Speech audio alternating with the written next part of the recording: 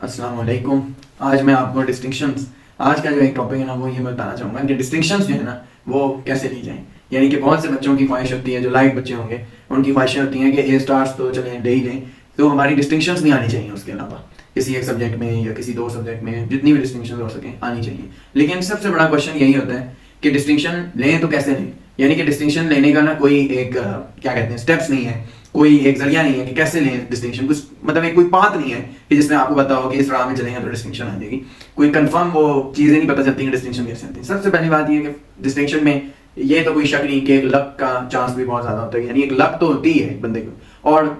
Luck के साथ साथ डिस्टिंक्शन जाहिर सी बात है उन्हीं बच्चों की आती है जो क्लास में या जो ओवरऑल जो है वो टॉप कर रहे हों और ए स्टार्स उनके हों सारे सब्जेक्टों में, या फिर किसी उस सब्जेक्ट में ए स्टार्स तो मस्त है, तभी उसकी डिस्टिंक्शन भी आएगी। तो जब ए स्टार जो है ना, सबसे पहली चीज जो आपने याद रखनी है कि जब बच्चे ओवर डूइंग करने लगते हैं ना, डिस्टिंक्शन उन्हीं की आती है जो बच्चे ओवर डूइंग नहीं करते। तो ओवर डूइंग का मतलब ये होता है कि एक बंदा ये देख ले कि मैं ए स्टार को तो चले ठीक है, लाइक बच्चों की ये बात कर रहा हूँ मैं, कि वो कहते हैं कि यार ए स्टार तो एक जगह हो गया ना हमारा, लेकिन अब हमें फोकस करना चाहिए डिस्टिंक्शन पर। लेकिन मैं उनको कहूंगा कि अपने ए स्टार ही को बेहतर करें, अपने ए स्टार ही के लिए कोशिश करें, ए स्टार के लिए कोशिश करेंगे, पूरे नंबर लेने के लिए कोशिश करेंगे तो ही डिस्टिंक्शन आएगी। यानी अपने फुल अटेम्प्ट, फुल जान मारेंगे कि भाई मैंने अगर ए स्टार लेना है तो अभी डिस्टिंक्शन का ही सोचना कि जो लोग होते हैं ना कि मैं एग्जामिनर को इंप्रेस करने में लग जाऊं, कोई ऐसी चीज लिख दूं, आउट ऑफ सिलेबस कोई चीज लिख दूं कि भाई वो एग्जामिनर जो है वो इंप्रेस हो जाएगा, ऐसा कुछ भी नहीं है। आप अगर अपना पेपर ए स्टार वाले ही अगर इतना अच्छा करेंगे ना तो तभी डिस्टिंक्शन आएगी। और अब मैं ये बताऊंगा कि डिस्टिंक्शन कैसे आ सकती है। जैसे कि मैंने डिस्टिंक्शन ली तो मैंने कैसे डिस्टिंक्शन ली उसकी, और मेरे पढ़ने का क्या स्टाइल था, मेरा पढ़ने का क्या तरीका था जिसकी वजह से मेरी डिस्टिंक्शन आई।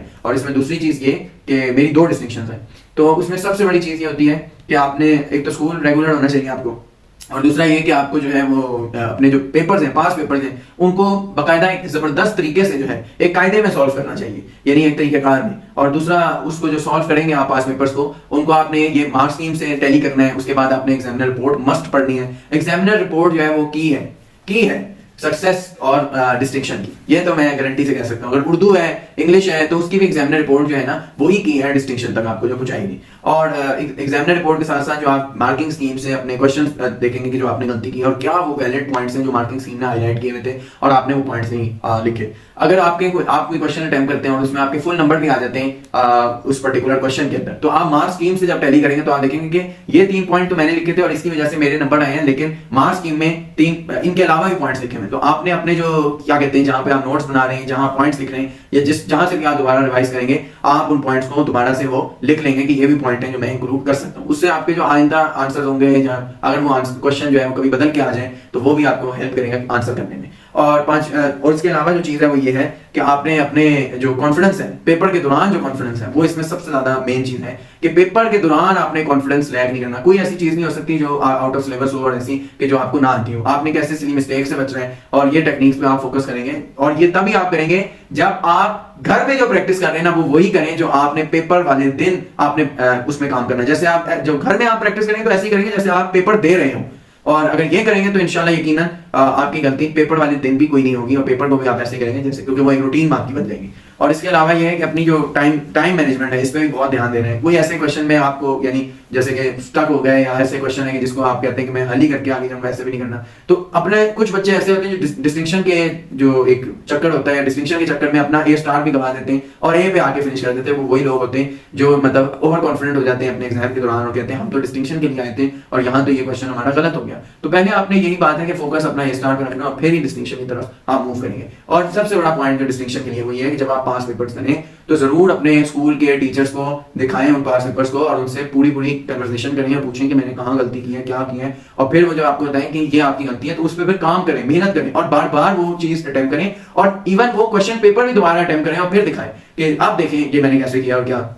इसको आप किस तरह मार करते हैं। तो इससे आपकी बहुत प्रैक्टिस होगी और बहुत बेहतरी आएगी। और अगर मैं अपना बताऊं तो मैंने तो बहुत इसी तरह पास पेपर्स किए और इसी तरह एग्जामिनर रिपोर्ट, और जैसे टीचर्स को दिखाना और टीचर्स के पास जाना, उनसे बात करना, डिस्कस करना और पेपर के रिलेटेड डिस्कस करना कि पेपर को मैं कैसे मजीद और बेहतर बनाऊं, अपनी चीज को कॉम्प्रिहेंसिव कैसे बनाऊं और किस तरह इसको कॉम्प्लिकेट ना करूं, आसान किस तरह बनाऊं। तो ये सारी चीजें आपने, और एक दफा अगर आपका तरीकाकार डेवलप हो जाएगा डिस्टिंक्शन लेने का तो उसी तरीकेकार को, उन्हीं स्टेप्स को, उसी जरिए को आप फॉलो करते हुए हर दफा फिर डिस्टिंक्शन ले सकते हैं। यानी अगर आपका एक दफा पढ़ाई करने का स्टाइल बेहतर हो गया, अगर आपका एक दफा ए स्टार अचीव करने का रिदम क्रिएट हो गया, तो यकीनन कोई ना कोई एक डिस्टिंक्शन आपका वेट कर रही होगी। तो आपने बस अपने तरीके को, और अगर आप ये कहते हैं कि मेरे तरीके में कहीं एक फॉल्ट है, तो उस तरीके को आपने सॉल्व करना है, हल करना है, और उस तरीके का आपको आपने ठीक करना है और मूव ऑन करना है। Thank you. इसमें अगर सबसे बड़ा इंपॉर्टेंट पॉइंट है ना, वो यही है डिस्टिंक्शन लेने के लिए, कि मैं जो करता था, मैं अपने एक चार्ट बनाता था, या फिर मैं अपने रजिस्टर लेता था और उसमें ये लिखता था कि मेरा आज कौन सा पेपर है, कल कौन सा मैं लूंगा। मैं अपने घर में ही पेपर लेता था अपने, और अपने पेपर्स का और प्रिंट करा के स्टेपल करके उनको यूज करता था, और लाइंस का बड़ा ध्यान रखता था कि इसमें बाहर ना चला जाऊँ, ये ना चला जाऊँ, क्या मेरी राइटिंग फिट आ रही है, आंसर्स उसमें अपने स्टाइल को, राइटिंग स्टाइल को, और अपने जो सॉल्व करने के तरीके हैं उनको ऐसे ही क्लीन और साफ विविड बनाता था, कोहेरेंट बनाता था, कि ताकि ये साफ नजर आए और बेहतरीन नजर आए। और इसके अलावा मैं अपने, जैसे कि मिसाल के तौर पे, मेरे बायो था, फिजिक्स था, केमिस्ट्री, इंग्लिश, उर्दू और मैथ्स, ये 6 सब्जेक्ट थे जो O3 के अंदर। O3 में अब इनका मैंने क्या किया, एक रजिस्टर में लिख लिया कि आज 2 बजे मेरा पेपर 1 होगा बायो का, फिर इसी तरह 4 बजे पेपर 2 लूंगा, फिर बायो का, और फिर पेपर 1 लूंगा मैथ्स का इतने बजे, 6 बजे, 7 बजे, इस तरह करके। फिर इस तरह पेपर 2 जो है वो कोई और टाइम पे, या फिर अगले दिन, इस तरह 4 दिन में पेपरों की ये सीरीज जो है इसको थोड़ा इंटरेस्टिंग बनाता था, ताकि मजा आए पेपर सॉल्व करने में। ये उन बच्चों के लिए जो कहते हैं कि paper solving is a boring thing, ये जो लोग कहते हैं कि हम बोर हो जाएंगे, तो उसको इंटरेस्टिंग बनाने के लिए आप कहते हैं कि ये मेरी मेगा सीरीज है, ये मेरी एक फेजेस है। मैं अपनी पढ़ाई को अपने फेजेस में करता था कि ये मेरा फेज 1 है, फेज 2 है, फेज 3, मैंने फेज 4 में इतने पेपर लेने, और मेरा लास्ट फेज जो है CI से कुछ दिन पहले फेज 6, और उसमें मैंने इतने ज्यादा पास पेपर करने, एक्सटेंसिव प्रैक्टिस करनी, एक्सट्रीम प्रैक्टिस। तो मैं अपने पेपर्स का नाम भी, जो लास्ट पेपर में लिखता था उसको भी लिखता था कि ये मेरे सबसे मेगा पेपर्स होंगे before the mega मॉक्स paper before the CIs। तो मैं फिर उनको इस तरह करके लेता था, इंटरेस्टिंग बनाता था। और फिर उन्हीं तरतीब के अंदर सारी, क्योंकि सारी पेपर्स को आप लेके चलते हैं, तो आपने क्या करना है कि तरतीब के साथ फिर उनके मार्क्स स्कीम को पढ़ना है, टैली करना है, उनकी इंपॉर्टेंट पॉइंट्स, उनकी जो उन्होंने दी होती हैं, एब्रीविएशंस दी होती हैं, समझाया होता है कि कौन से पॉइंट में हम नंबर काटते हैं, कौन से पे देते हैं, या एग्जामिनर बस कहता है कि बस चलो दे दो, हमें इतना अच्छा नहीं लगा लेकिन फिर भी बेनिफिट ऑफ डाउट दे देते हैं। तो ऐसे पॉइंट्स कौन से हैं, हमने कौन सी चीज़ अवॉइड करनी है। इसके अलावा दूसरी चीज़ कि मैं फिर इसके बाद एग्जामिनर रिपोर्ट, और फिर इसी तरह अपने जहाँ पे मेरी गलती बनती होती थी, तो मैं उस गलती को तस्लीम करता था, और ये नहीं करता था, दिल में आ रहा होता था कि चलो नंबर दे देता हूँ, मिलती जुलती चीज़ें, लेकिन मैं अपनी ऑनेस्ट मार्किंग करके अपने आप को नंबर देता था, और फिर टैली करता था उसको ग्रेड थ्रेशोल्ड्स के साथ, कि क्या मेरे नंबर्स जो हैं वो A स्टार्स मुझे दिला रहे हैं, या किस बाउंड्री लेवल पे A स्टार आ रहा है मेरा, या तो मैं हाई बाउंड्री लेवल पे फिनिश कर रहा हूँ, या लोअर पे A स्टार आ रहा है। तो इस तरह फिर मैं हर दफा इंप्रूव करता था, और फिर अपनी इंप्रूवमेंट मैच करता था कि पिछली जो मैंने अपनी टेस्ट सीरीज ली थी उसमें मेरे कितने नंबर थे, और फिर जब मैंने अब अपनी टेस्ट सीरीज ली है तो अब मेरे कितने नंबर है, क्या मेरी इसमें इंप्रूवमेंट आई है या नहीं आई, या मैं उसी तरह स्टैटिक हूँ, स्टैग्नेंट हूँ। तो उसके बाद यही मेरा एक तरीका कार होता था।